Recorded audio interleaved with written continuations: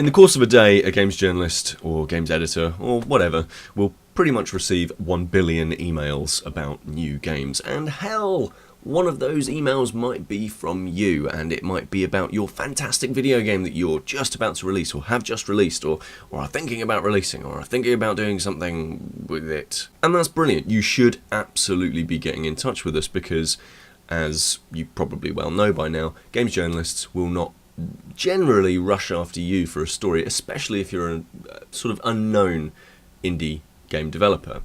If you want attention, you've got to come to us and get in touch and say, hey, look at our cool thing that we've made. So you've got my email, let's say, or the email of one of my colleagues or peers or whatever, and you want to get in touch. That's fantastic. But just because you've got our email doesn't mean you necessarily have our attention.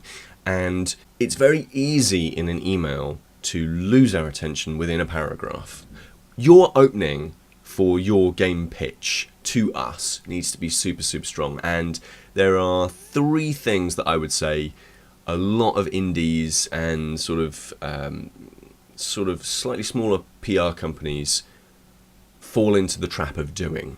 And I'm going to share those with you so that you can maybe make your pitches even better. The first is the following phrase: we're on Kickstarter! So's everyone, and just because you are, it doesn't mean that you're necessarily special in some way. The whole point about Kickstarter back in the day, when everybody was covering and every other story was, hey, this game's on Kickstarter, wasn't the fact that those games looked particularly awesome. Some of them absolutely did, like Tim Schafer's stuff looked absolutely incredible, so it was always going to be covered, right? But the real story was that crowdfunding was a thing. It was that Kickstarter was enabling games companies to do interesting things with finance to get their games out the door. They were able to come to a community to leverage the fans that they have to make the games that they actually wanted to make, not necessarily getting a publisher or an investor involved in some way. That was the interesting story. It wasn't that those games were particularly fantastic or particularly interesting, or that we were suddenly all about only games that were going to be funded in that way. It was that story at that time was interesting. Zeitgeist. It was a part of it. So if you construct an email today and say, we're on Kickstarter, our game is called, you are doing it completely wrong. Because it's not about Kickstarter anymore. Kickstarter's old news. It's like, whatever. There's a whole bunch of crowdfunding things that have come along, and the story's old now. It's, a couple of years old or whatever. And so that isn't eye-grabbing. That's not a story for us anymore. What's cool is your game. It's that your game is awesome. Oh, and by the way, it's on Kickstarter. So you need to have that kind of balance. You need to tell us why the game is awesome, not necessarily how the game is going to get funded, because I don't care. Trap number 2 is that people often start an email with, now, we know you're sick about writing about Flappy Bird. I'm not just sick about writing about Flappy Bird, I am sick about thinking about Flappy Bird. Flappy Bird was awesome, but again, it was part of this zeitgeist. Do you remember that word that we just used about 30 seconds ago? It was part of this story that was about how very, very simple one-button games, very basic offerings on iOS could become mega hits, could be number 1 in the App Store and make tens of thousands of dollars just through ads. Through ads! That was the story. It was that Flappy Bird was a big thing. And then when the clones were coming out, that was a story as well, because people were cloning the game. It was that people were cloning Flappy Bird to try and weigh in on that sort of fad. It wasn't that those games were awesome. So if you start an email with, we know you're sick about writing about this thing, it's like, well, yeah, we are. So why would we want to write about your thing? And it doesn't matter how many sort of fluff words that you want to add to it, like, oh, it's really dynamic, it's really social, we've put a lemon spin on it, or whatever. None of that matters, because ultimately the Flappy Bird thing's kind of died down. And it's only going to come back if something major happens with Flappy Bird, like it gets re-released, or there's a huge story that it was gaming the App Store in some way, then yes, maybe that will be interesting again for us to cover. And at that point, again, maybe you've got a window of about 2 days to get in touch and say, hey, we've done this Flappy Bird clone. Because again, maybe there's a story there. But generally, if you're trying to jump onto the bandwagon, you've probably already missed the bandwagon. So just kind of, if you want to use Flappy Bird as the part of the language of your press release, that's fine, but do not front load it by saying that it's Flappy Bird, because boop. And the third one is, it's much less of a deletable offence. I don't think this is really a deletable offence. I think number 2 certainly is. Number 1 has got you on shaky grounds. Number 3 isn't, but it's quite irritating. Every so often you'll find that an indie developer thinks that they are more important than they actually are in some way, and the people at that company are more important than how we see them. I know that's a really cruel thing to say, and obviously all of the people in the indie community, in the games making community, are fantastic, and they're all wonderful people, and everybody's individual, and everybody's human and lovely and should be treated with blah blah blah blah blah.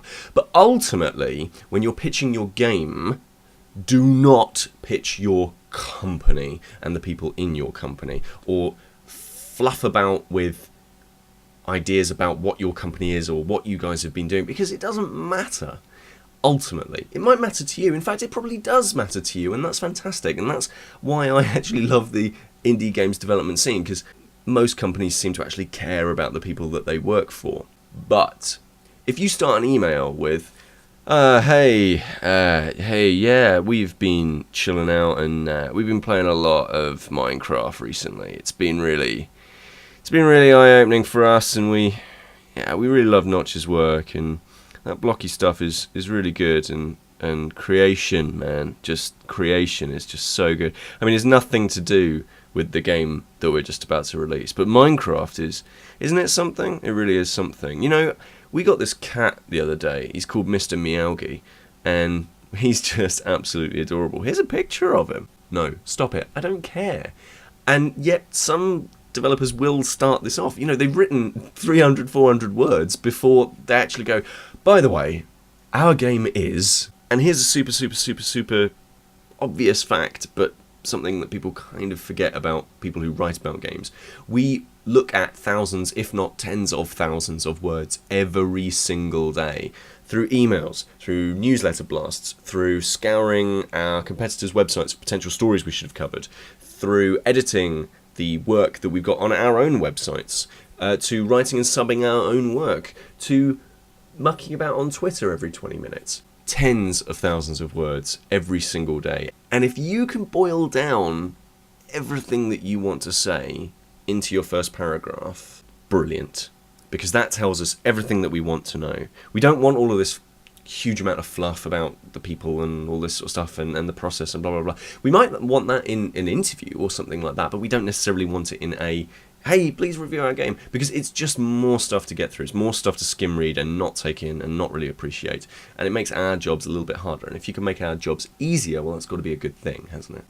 And yes, I do understand the irony of people who are as verbose as me asking others to make their sentences shorter. Please, yes, the irony of it is not lost. But if you do want a really good book on that subject, I thoroughly recommend The Elements of Style by Strunk and White. It's like 100 pages, if that. Tiny little book.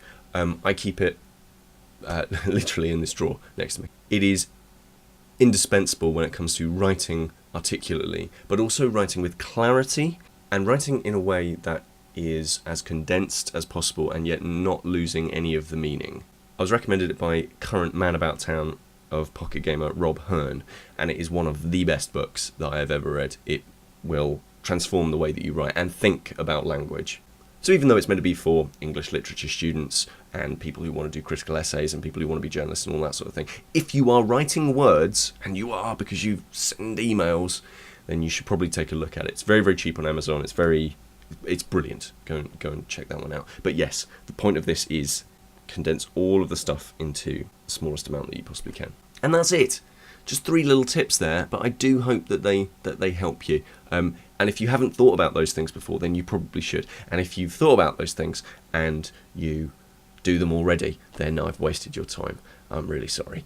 If you found any of this useful, then do all of those lovely things that most YouTubers ask you to do, like, subscribe, comment, share with your mates and that, send me a cake.